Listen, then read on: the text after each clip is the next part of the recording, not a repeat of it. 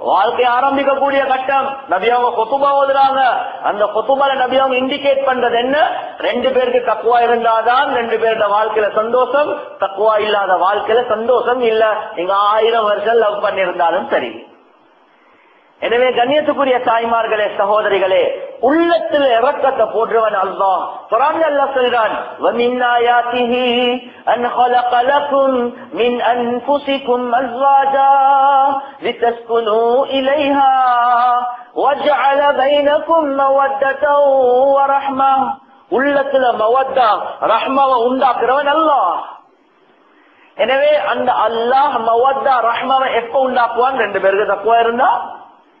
எனவே கண்ணியத்துக்குரிய தாய்மார்களே, சகோதரிகளே, அல்லாஹுடைய பயம் எந்த அளவுக்கு உங்களுக்கு உள்ளத்தில் உண்டாக்கி கொள்ளலுமோ, அல்லாஹ்வின் பக்கம் எந்த அளவுக்கு உங்களுக்கு திரும்பலுமோ, அந்த அளவுக்கு அல்லாஹ் சுப்ஹானஹு வ தஆலா 2 பேருக்கு மத்தியில ஜோட உண்டாக்குவான். 2 பேருக்கு மத்தியில அல்லாஹ் சந்தோஷத்தை உண்டாக்குவான்.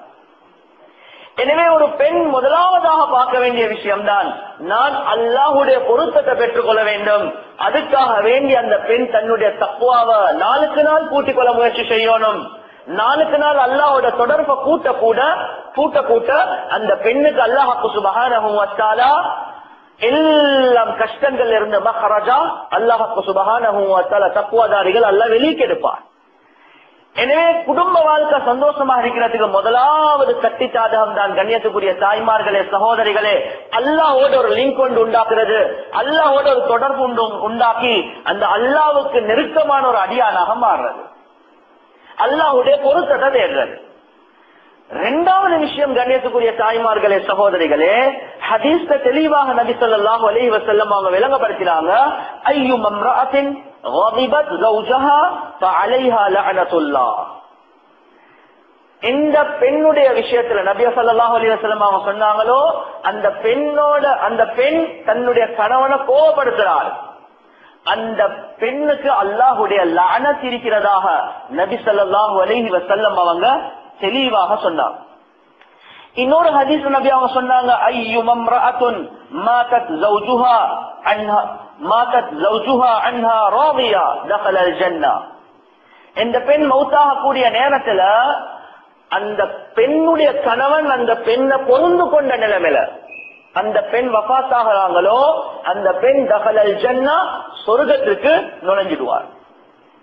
எனவே கண்ணியத்துக்குரிய தாய்மார்களே, சகோதரிகளே, அந்த பெண் முயற்சி செய்ய வேண்டிய 2வது விஷயம்தான் தன்னுடைய கணவனுடைய பொருத்தத்தை தேடுறது. ரப்புடைய பொருத்தம் கிடைச்சிட்டு, ஆனா கணவனுடைய பொருத்தம் அல்லாஹ் எங்க வச்சிருக்கிறான் என்றா, ரப்புடைய பொருத்தத்தை அல்லாஹ் எங்க வச்சிருக்கிறான் என்றா கணவனுடைய பொருத்தத்தை. எனவே அந்த பெண் ரொம்ப நுணுக்கமான ஒரு பெண்ணாக இருக்க வேண்டும். அந்த அல்லாஹுடைய பொருத்தத்தை தேடுறதுக்கு அவருக்கு அல்லாஹ் கொடுத்திருக்கக்கூடிய ஒரு டூல் தான் தன்னுடைய கணவன். எனவே அந்த கணவனுடைய பொருத்தத்தை தேடுவதன் மூலமாக அந்த பெண்ணுக்கு அல்லாஹுடைய பொருத்தத்தை தேடலாம். எனவே பரலான அமல்கள் அந்த பெண் எவ்வளவு நான் செஞ்சாலும் கண்ணியத்துக்குரிய தாய்மார்களே, சகோதரிகளே, அல்லாஹ் அந்த பெண் நிக்காஹ் செஞ்சதுக்கு பின்னால அல்லாஹ் பெரியோர் அந்தஸ்தை கொடுத்திருக்கிறான். அந்த பெண்ணுடைய தாயை விட, அந்த பெண்ணுடைய தந்தையை விட, அந்த பெண்ணுடைய குடும்பத்தார்களை விட, அந்த பெண்ணுடைய உலகத்தில் இருக்கக்கூடிய எல்லா மக்லூக்காத்களை விட அல்லாஹ் பெரிய இடத்தை கொடுத்திருக்கிறது அந்த பெண்ணுடைய கணவனுக்கு தான். ஹதீஸ்ல நபி ஸல்லல்லாஹு அலைஹி வஸல்லம் அவங்க தெளிவாக சொன்னாங்க, ஒரு பெண்ணுக்கு சுஜூத் செய்யறதுக்கு அல்லாஹ் அனுமதி கொடுக்கிறதாக இருந்தா அல்லாஹ் அந்த பெண்ணுடைய கணவனுக்கு தான் சுஜூத் செய்ய சொல்லியிருப்பான். அல்லாம வேற யாருக்கு சரியன்னா. இந்த ஹதீஸை வச்சு உலமாக்கள் விளங்கப்படுத்துறாங்க, ஒரு பெண் தன்னுடைய தந்தைய எந்த அளவுக்கு கண்ணியப்படுத்துறாங்களோ அந்த தந்தையை விட அந்த பெண் தன்னுடைய கணவனை கண்ணியப்படுத்தும். வாப்பாக்கு பாக்க கல்யாணம் முடிச்சதுக்கு பின்னால கண்ணியத்துக்குரிய தாய்மார்களே, சகோதரிகளே, வாப்பவா கணவனா என்று யாரு சரி கேள்வி கேட்டா முதலாவது இடம் கணவனுக்கு தான் கொடுக்கணும். எனவே கிதாபல்ல தெளிவா எழுதுறாங்க, கல்யாணம் முடிச்சு கொடுக்கிற நேரத்திலே அந்த பெண்ணுடைய தாய், அந்த பெண்ணுடைய தந்தை ஒரு நசீஹத் செஞ்சு அனுப்பணும். என்னுடைய மகளே, நாங்க இப்ப உங்களை கல்யாணம் முடிச்சு கொடுக்க போறோம், இதுக்கு பின்னால் உங்களோட மசூராக்கள் எல்லாம் கணவனோட செஞ்சு கொள்ளுங்க, முதலிடம் அந்த கணவனுக்கு கொடுங்க. ஒவ்வொரு வாப்பாவும் உம்மாவும் அந்த பெண்ணுக்கு செல்லும். எனவே கண்ணியத்துக்குரிய தாய்மார்களே சகோதரிகளே, அவ்வளவு பெரிய ஒரு இடம் அல்லாஹ் சுப்ஹானஹு வ தஆலா கணவனுக்கு கொடுத்திருக்கிறார். சுஜூத் என்று சொன்னா அது லேசான ஒரு விஷயம் அல்ல. அல்லாஹ் சுஜூத் செய்யறதுக்கு அனுமதி கொடுத்திருந்தா கணவனுக்கு தான் கொடுத்திருப்பான் என்றது ஒரு லேசான வார்த்தை அல்ல. எனவே இபாதத்துடைய விஷயமா இருந்தாலும் ஷரியத் அந்த கணவனுடைய உள்ளத்துல சந்தோஷம் போடுவதற்காக வேண்டி எந்த அளவுக்கு எந்த அளவுக்கு ஒரு விசால தன்மையை பார்த்திருக்குதுன்னா, ஃபர்லான அமல்களை தவிர நஃபிலான அமல்கள் செய்யக்கூடிய நேரத்துல அந்த நஃபிலான அமலுக்கு பார்க்க கணவனுக்கு முன்னிடம் கொடுக்கணும் என்றது அல்லாஹ்வுடைய கட்டளை. அஷ்ரஃப் அலி தானவி ரஹ்மத்துல்லாஹி அவங்க எழுதுறாங்க, ஹதீஸ்ல கூட அல்லாஹ் என்ன சொல்றான், ஒரு பெண்மணி சுன்னத்தான நோம்ப பிடிக்கிறேன்னா கணவனுடைய அனுமதியோட பிடிக்கணும். எப்ப கணவன் வீட்டுல இருக்கிறனா அல்ல, கணவன் 4 மாசம் சஃபர் ஒன்று பேசிருக்கிறார், வெளிநாட்டுக்கு பேசிருக்கிறார், இவன் வீட்டுல இருக்கிறார், நோம்பு பிடிக்கிறது பிரச்சனை இல்ல. எப்ப கணவன் வீட்டில் இருக்கிறாங்களோ அவன் நோம்பு பிடிக்கிறதாக இருந்தாலும் ஹஸ்பண்டுடைய அனுமதி தேவை. அதுக்கு பார்க்க ஒரு பெண்மணி ஃபர்லான தொழுகைய வீட்டுல தொழுகிறா, ஹஸ்பண்டும் வீட்டுல தான் இருக்கிறார். ஃபர்லான தொழுகை அல்லாஹ்வுடைய கட்டளை கட்டாயம் செய்யவே வேணும். ஃபர்லு சலாம் கொடுத்ததுக்கு பின்னால தஸ்பீஹ் செய்யறது, சலாம் கொடுத்ததுக்கு பின்னால எலும்பி சுன்னத் 2 ரக்காத் தொழுறது, இந்த 2 ரக்காத் தொழுறதுக்கு முன்னால தஸ்பீஹ் செய்யறதுக்கு முன்னால சலாம் சென்ன பெண்மணி எலும்பி வந்து கணவன் கிட்ட கேட்கணும், நான் பரல முடிச்சிட்டேன், உங்களுக்கு ஏதாவது தேவைகள் இருக்குதுன்னா நான் உங்களோட ஹிதுமத்துக்கு வாரேன், அப்படி இல்லாட்டி நான் சுன்னத் சொல்லவா? கண்ணியத்துக்குரிய தாய்மார்களே சகோதரிகளே, நஃபிலான தொழுகைகளுக்கு கணவனுடைய அனுமதி தேவை என்று ஃபுகஹாக்கள் கிதாப்ல இருக்கிறான்.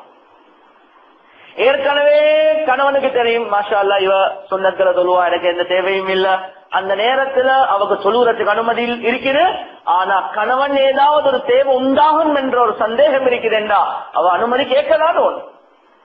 அந்த இடத்துல எங்க சூஃபித்தனம் காட்டி சரி வராது. மாப்பிள்ளை இப்பதான் டயர்டா இவாரா, இவ ஜிக்ருல உட்கார்ந்து கொண்டிருக்கிறார். கண்ணியத்துக்குரிய தாய்மார்களே சகோதரிகளே, ஏன் ரப்புல் ஆலமீன் அந்த அளவுக்கு அனுமதி தாரான்? நஃபில் உது ஒரு பக்கம், கணவனை பாரு, கணவனுடைய அனுமதி எடு. அஷ்ரஃப் அலி தானவி ரஹ்மத்துல்லாஹி அவங்க சொல்றாங்க, இப்ப உங்களுக்கு விளங்குதா பாப்பாக்கு பார்க்க கணவனுக்கு அல்லாஹ் ஒரு பெரிய ஒரு இடத்தை கொடுத்துக்கிறார். கல்யாணம் முடிக்கிறதுக்கு முன்னால பரல தொழுந்துட்டு சுண்ண தொழுறது பாப்பா கிட்ட கேட்கணுமா? இல்ல, பாப்பா கிட்ட கேட்க தேவையில்லை. ஆனா கல்யாணம் முடிச்சதுக்கு பின்னால கணவன் கிட்ட கேட்கணுமா? கணவன் கிட்ட கேட்கதான் வேணும். எனவே கண்ணியத்துக்குரிய தாய்மார்களே சகோதரிகளே, இபாதத் என்று வரப்போல இப்ப நாங்க ரப்புடைய பொருத்தத்துக்காக வேண்டி விரட்டி விரட்டி விரட்டி குர்ஆன் ஓதி கொண்டிருக்கிறோம்.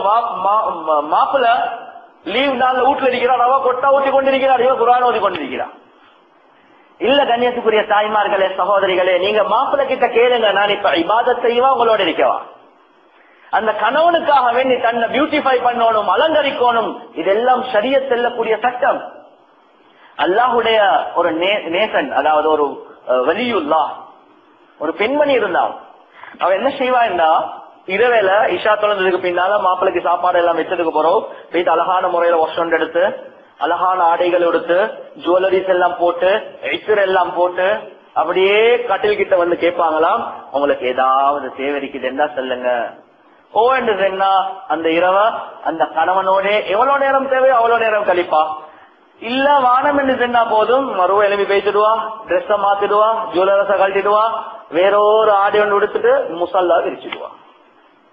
இப்ப நாங்க விளங்கிக்கொள்ளணும் கண்ணியத்துக்குரிய தாய்மார்களே சகோதரிகளே, அல்லாஹ்வுக்கு சுப்ஹானஹு வ தஆலாவுடைய ஒரு கட்டளை தான். ஹபீப் ஸல்லல்லாஹு அலைஹி வஸல்லம் அவங்க எங்களுக்கு படிச்சு தந்த ஒரு விஷயம் தான், ஒரு மனைவி தன்னுடைய கணவனுக்கு அலங்கரிக்கிறது. ஏதோ அந்த டாய்லெட்டை சுத்தமாக்குற ஆட்களை போல கண்ணியத்துக்குரிய தாய்மார்களே சகோதரிகளே, வீட்டுல ஒரு பொறுமதி இல்லாத ஒரு ஆடை, ஊத்த நிறைஞ்ச ஒரு ஆடை, வாசம் இல்லாத ஒரு அமைப்புல இருக்குது. இது ஷரியத் தடுத்த ஒரு விஷயம். அந்த பெண் தன்னுடைய கணவனுக்காக வேண்டி தன்னை அலங்கரிக்கிறது ஒரு ஹக், அந்த கணவனுக்கு செய்ய வேண்டிய ஒரு கடமை என்பதாக ஃபுகஹாக்கள் தெளிவாக எழுதலாம். எனவே கண்ணியத்துக்குரிய தாய்மார்களே, சகோதரிகளே, நாங்க விளங்கிக் கொள்ளணும். அந்த கணவன் என்று சொல்றது ஏன் இந்த விஷயங்களை சொல்றோம் என்றா, அந்த கணவனுடைய பொருத்தத்தை பெற்றுக் கொள்றதுக்காக வேண்டி முயற்சி செய்யறது இருக்குதே, இது பெரியோரு இபாதத் என்றதை நாங்க விளங்கிக் கொள்வோம். இது பெரியோரு இபாதத்.